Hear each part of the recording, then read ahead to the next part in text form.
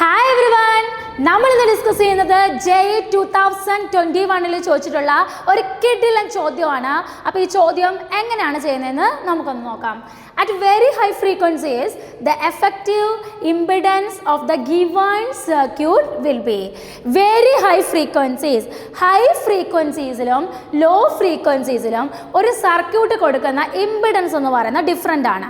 അപ്പോൾ very high ഫ്രീക്വൻസീസിലെ impedance ആണ് നമുക്ക് എന്ത് ചെയ്യേണ്ടത്, കാൽക്കുലേറ്റ് ചെയ്യേണ്ടത്. ഓക്കെ, അപ്പോൾ അതിന് വേണ്ടിയിട്ട് ആദ്യമായിട്ട് ഈ സർക്യൂട്ടിൽ ഏതൊക്കെ എലമെൻറ്റ്സ് ആണ് ഉള്ളതെന്ന് നമ്മൾ ഐഡൻറ്റിഫൈ ചെയ്യുക. റെസിസ്റ്റർ ഉണ്ട്, കപ്പാസിറ്റർ ഉണ്ട്, ഇൻഡക്ടർ ഉണ്ട്. അപ്പോൾ എന്താണ് ഇംപിഡൻസ്?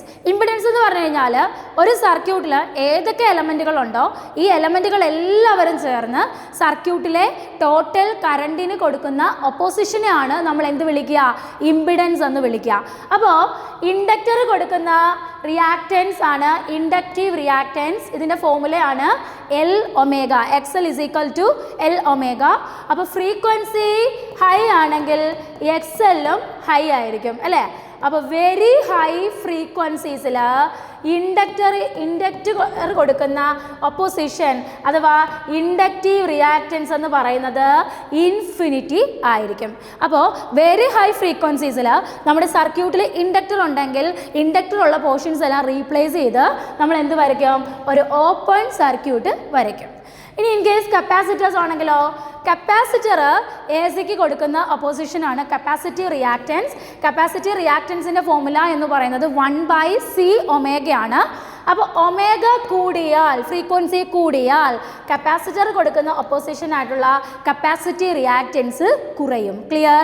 അപ്പോൾ അറ്റ് വെരി ഹൈ ഫ്രീക്വൻസീസ് അല്ലേ, വെരി ഹൈ ഫ്രീക്വൻസീസിൽ കപ്പാസിറ്റർ കൊടുക്കുന്ന ഒപ്പോസിഷൻ ഈസ് നിയർലി 0.